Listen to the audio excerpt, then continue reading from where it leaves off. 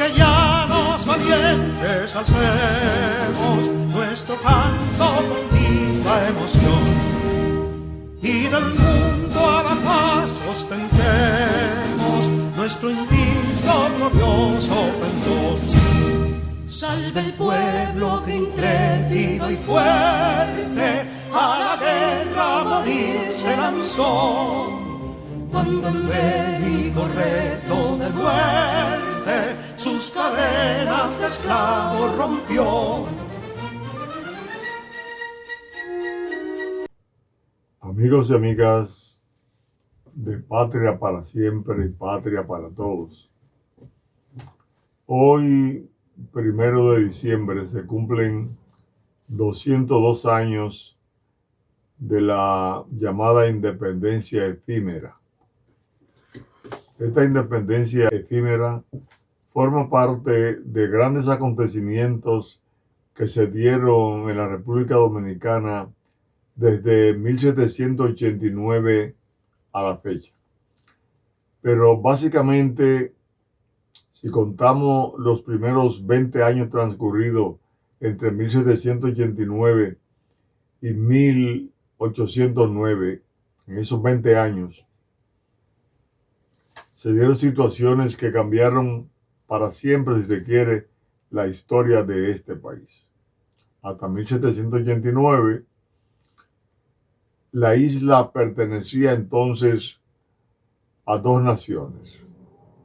Una pertenecía a España, que era la parte que nos corresponde hoy a la República Dominicana, y otra pertenecía a Francia, que era la hermana República de Haití.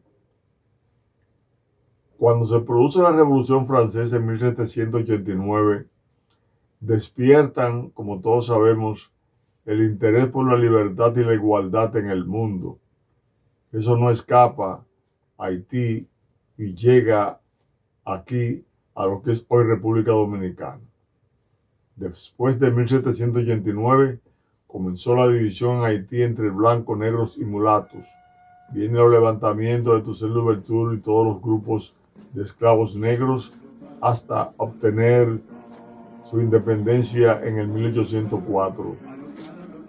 Ocurre también en 1795 el Tratado de Basilea, mediante el cual España le cede a Francia esta parte de la isla, la parte oriental. Y hay grandes luchas, inclusive el 26 de enero de 1801, Toussaint Louverture nos invade hasta que las tropas de Napoleón llegaron de nuevo a Haití para convertir a Haití nuevamente en una colonia esclava que tuviera la producción que tenía hasta 1789, cuando se había convertido en la colonia más rica del mundo, la que más beneficio le daba a una metrópoli. Pero realmente la invasión que hizo Napoleón, esa invasión del 1802, provocó inclusive que se centrara la lucha en Haití hasta que los esclavos negros lograron su libertad el 1 de enero de 1804 y arrasaron con todos los blancos. Esa situación de Haití se repercute en la República Dominicana también en sus primeros años del siglo XIX, cuando el general Ferrán destituye al general Queversot después de la independencia haitiana para quedarse con esta parte de la isla. Pero finalmente Juan Sánchez Ramírez, en la batalla de Palo Hincado, termina ese mandato de Ferrán, un francés, en la época de la ocupación francesa de esta parte de la isla. Pero Juan Sánchez Ramírez termina muriendo pronto y dejando, después de la batalla de Palo Hincado y de la eliminación de los franceses, termina dejando el país en ruina. Todo había mermado, se había disminuido la producción, los ganados se habían invertido en alimentar a los soldados en guerra. En fin de cuentas, cuando se produce esa batalla de Palo Hincado y los franceses se terminan de ir de aquí, quedamos solos, pensando en nosotros vivir bajo el amparo de España, que fue el trabajo que hizo Juan Sánchez Ramírez y el grupo que luchó en contra de los franceses. Soñábamos con ser españoles, pero quedamos realmente desabastecidos en términos económicos. Apenas se producía un poco de tabaco y se exportaba algo de caoba, pero ya las reses no eran, habían sido durante todo el periodo colonial una de las fuentes de riqueza, la exportación de cuero de vaca. Ya no eran realmente rentables, no había. Eso provocó una pobreza extraordinaria, que aunque quedábamos bajo el amparo de España, España no podía realmente colaborar como metrópoli con nosotros, porque se habían ido levantando diferentes naciones de América. Por ejemplo, en el 1810 hay levantamiento en Caracas, 19 de abril, pero aquí hay un señor que decían Don Fermín, que también se quiso levantar para emular lo que había hecho en Venezuela.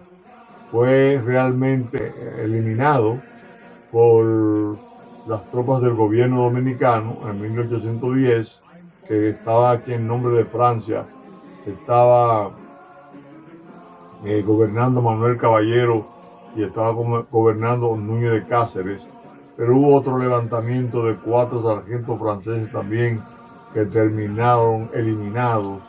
Otra vez un grupo de esclavos y gente ya que habían conseguido la libertad como esclavos se querían levantar en la sección de Mojarra y llegar a Montegrande para entonces también atacar al gobierno que había en esta parte de la isla todavía en nombre de España. Pero estos fueron también eliminados y fritos en alquitrán, según se plantea. Un grupo de italianos también. Tuvimos como 4 levantamientos de 1810 a 1812. En el 1813 llega el gobernador que le llamaron Pedro Conuco. Era Pedro Urrutia, pero él, como no había que comer en el país, en la capital, mandó a sembrar todos los predios que había y comenzaron las haciendas también. El fin es que el país lo bautizó con Pedro Conuco, quien pudo traer 100,000 pesos del situado que se mandaba desde España a nosotros, vía Cuba, vía México, pero era muy poco lo que venía. A pesar de que tenemos unas 80,000 personas, la mayoría se había ido. El que podía algo con los problemas de las guerras en Haití, las invasiones a nosotros, pues mucha gente se fue. De que Tuceno Louverture vino, se comenzó a ir la gente del país. Cuando vino la amenaza de Jacques Dessalines también, en el periodo de Ferrand también la gente se fue y quedamos realmente desprotegidos económicamente. Los sectores sociales que tenían más poder económico se quedaron en el extranjero y aún los que venían sin nada porque lo habían gastado por allá. A algunos se les había prometido buenas tierras y no pudieron dárselas. En fin, esto era un espacio sombrío de hambre, miseria, pero también de interés por el dominio, porque cuando Pedro Urrutia vino en el 1813, que luego fue sustituido en el 1818 por el gobernador Kindelan, España quería todavía sostener de alguna manera su dominio en esta parte de la isla, pero que no había conquistado España, que lo habían conquistado los mismos descendientes de españoles, con Juan Sánchez Ramírez a la cabeza, pero querían quedarse dominando esta parte de la isla. Esta parte de la isla estaba demasiado débil. En Haití, el gobierno era más fuerte, estaba el gobierno de Boyer. Entonces Boyer comenzó a conspirar a través de algunos de sus testaferros para crear las condiciones de que esta parte de la isla lo aceptara. No mediante una guerra. Ellos planificaron conquistarnos. Por ejemplo, vino un coronel que era negociante de Fir Damasí, vino aquí a conquistar algunos sectores de esos lugares del sur para que ellos aceptaran que hubiera una dominación haitiana. Bueno, fue descubierta esa planificación. Se envió para allá a un veterano de la Guerra de la Reconquista, Manuel Carvajal, que fuera allá también. Cuando llegó allá ya se había ido Dalmací, pero había dejado la semilla de la conspiración a favor de Haití. Porque habían tres sectores en el país ya en el 1820-21. Había uno pro haitiano de aquí, había otro pro español de aquí también. Es decir, habían otros pro dominicanos que encabezaba Núñez de Cáceres. El grupo que ya estaba siendo contratado por Pascual Real, que era el gobernador que sustituyó a Kindeland, quería evitar que las conspiraciones que habían realmente no se dieran. Y trató de atraer al coronel Pablo Alfao, pero entonces Pablo Alfao no calificaba para la ciudadanía que había que darle española, porque eso decían los códigos. Cuando Pablo Alí se da cuenta de eso, entonces termina uniéndose no a Pascual Real, que era el gobernador de España, sino a Núñez de Cáceres. Núñez de Cáceres, entonces, que estaba conspirando para tener una independencia del Haití español, como se llamaba, y que se habían dado cuenta que habían tenido independencia en muchos lugares de América, inclusive en Venezuela. Había otro por la Gran Colombia. Todas esas divisiones que había en un país tan débil fue aprovechada por el gobierno realmente de Boyer, quien llegó aquí sin tirar un tiro. Usted ya habla de la independencia efímera, se produjo sí, pero se produjo sin derramar un tiro, porque entonces la noche del 30 de noviembre, las tropas de Pablo Alí, quien pudo conquistar a otros comandos también de esta área, aliada a Núñez de Cáceres, tomaron la Torre del Homenaje. Ahí hicieron preso al gobernador Pascual Real y en la mañana del 1 de diciembre declara la independencia efímera. Pero había una situación.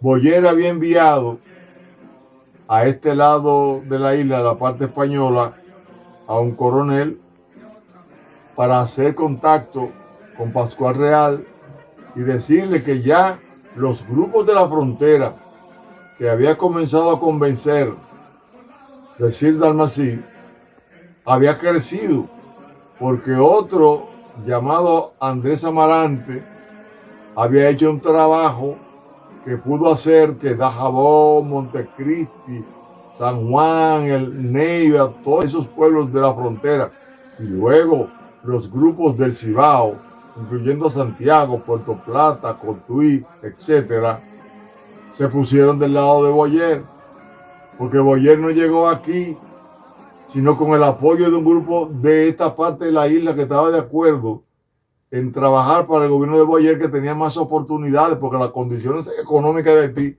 todavía en ese momento eran superiores a las nuestras. Primó la cuestión económica.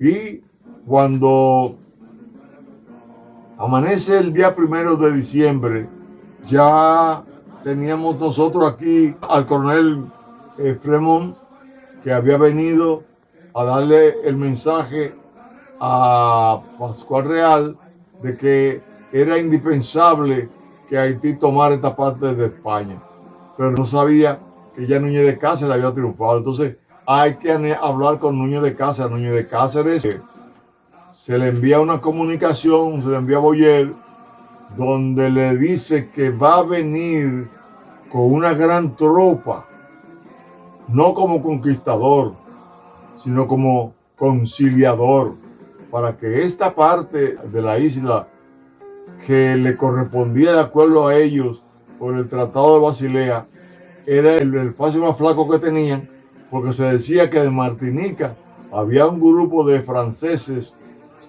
de soldados franceses que estaban esperando que un grupo de aventureros de Francia vinieran, ocuparan la parte española, que no tenían fuerza militar grande, que no tenían otra alternativa que no sea rendirse a un país más grande.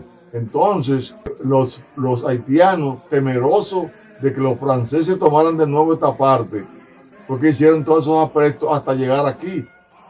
Y así llegó, aunque ya la independencia efímera fue proclamada el 1 de diciembre, ya el 11 de enero las tropas estaban en camino. Ya el 6 de febrero las tropas de Boyer estaban en Baní.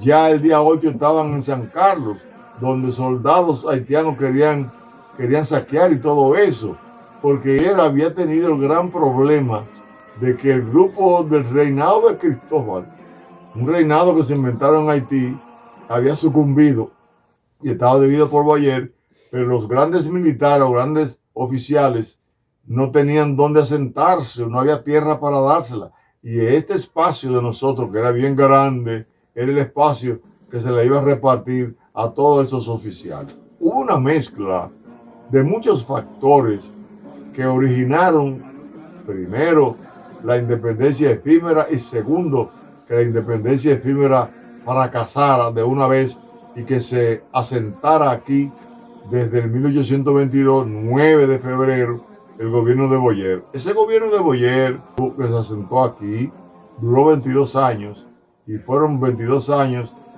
que al final se produce la independencia nacional. Pero es importante que el pueblo dominicano conozca los sinsabores que pasó el pueblo dominicano de 1789, cuando se produce la Revolución Francesa, hasta el día que llega Boyer en 1822. Esos fueron unos años terribles que pasó el país. Unos 32 años aproximadamente, que son los 32 años más difíciles que ha vivido esta parte de la República Dominicana. Porque a partir de Boyer, algunas cosas comenzaron a mejorar y después de la independencia, otros tantos, independientemente de todas las guerras que hubo que tener contra Haití para nosotros llegar a una independencia definitiva que fue manchada por la anexión a España en el 1861 y que provocó la guerra restauradora. Este ha sido un país que ha sufrido mucho y es bueno conocer que el sufrimiento no es de ahora. Ahora estamos en mejor tiempo. De 1965 a esta fecha, después de la revolución constitucionalista, estos 58 años han sido los mejores que hemos vivido y ya ustedes saben cómo lo hemos vivido. Pero este ha sido un país de muchos sinsabores, lo que nos obliga a conocer nuestra historia para mejorar nuestro presente, a aprovechar este periodo electoral para sacar el mejor provecho posible y dejar fortalecidas nuestras instituciones. Porque por la debilidad que teníamos en el año de 1821 ocurrió una independencia efímera que fue ahogada por una invasión sin tirar un tiro de Boyer, lo que refleja la gran debilidad que nosotros teníamos. Le ofrecemos este breve relato de esa condición, de esa parte de la historia nuestra, porque el pueblo que no conoce su historia está condenado a vivirla de nuevo. Nosotros tenemos que vivir fortaleciendo nuestra nación, porque fueron esas debilidades las que provocaron los sufrimientos de esta parte de la isla. Bendiciones y hasta el lunes próximo, donde continuaremos hablando de las elecciones y la importancia de la educación para un voto de conciencia y no por soborno.